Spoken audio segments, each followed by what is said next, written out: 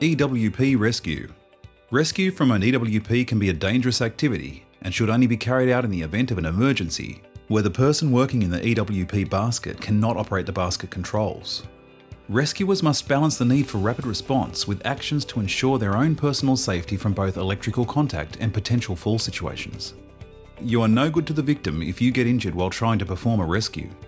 The victim is counting on you to act carefully and to get them down without jeopardising your own safety. We already have one victim, don't make it two. Before work commences at the work area, a hazard assessment is carried out to identify site hazards, risks, and the control measures to be implemented. As a part of the work planning, the safety observer is required to carry out pre-operational checks on the EWP, including checking the EWP escape kit is in a serviceable condition and within test due date, the function of the ground-based controls, or the remote control where it's available, to ensure you know how it works and that they're operating correctly, the operation of the emergency stop button. If you've any doubt about the serviceability of any tools and equipment, or it's out of test, remove and replace it with a serviceable in-test item. Once all the pre-operational checks have been completed and the EWP has been set up at site, the work can commence.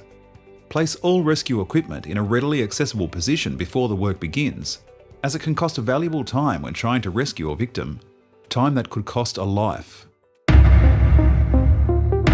In a rescue situation, the rescuer calls out to the victim. Are you okay? Assesses the area for any hazards before commencing the rescue. If any uninsulated part of the EWP has made accidental contact with live overhead power lines, do not touch or attempt to enter the EWP, and remain at least 10 metres clear of the EWP until the power lines have been isolated and proved de-energised. The rescuer ascends the steps onto the EWP while assessing the situation and planning how to perform the rescue, and maintaining 3 points of contact.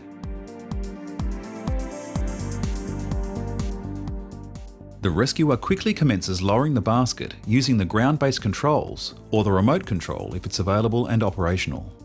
When operating the EWP ground-based controls, care must always be exercised to prevent lowering or rotating the booms or basket into live electrical power lines or any other obstructions. Always operate the controls smoothly to prevent sudden starting and stopping, which imposes shock loads on the unit. Never change direction of motion without stopping first. The rescuer places the basket as close as possible to the ground. Locate appropriate tilt controls and tilt the basket forward. When the basket reaches the horizontal position with the opening out, the rescuer descends the steps while maintaining 3 points of contact and proceeds immediately to the basket. The rescuer unclips the shock-absorbing lanyard from the victim's harness, and then grasps the victim's harness and manoeuvres them to a position where they can use the one-person drag method to move the victim to a safe area, clear of the basket.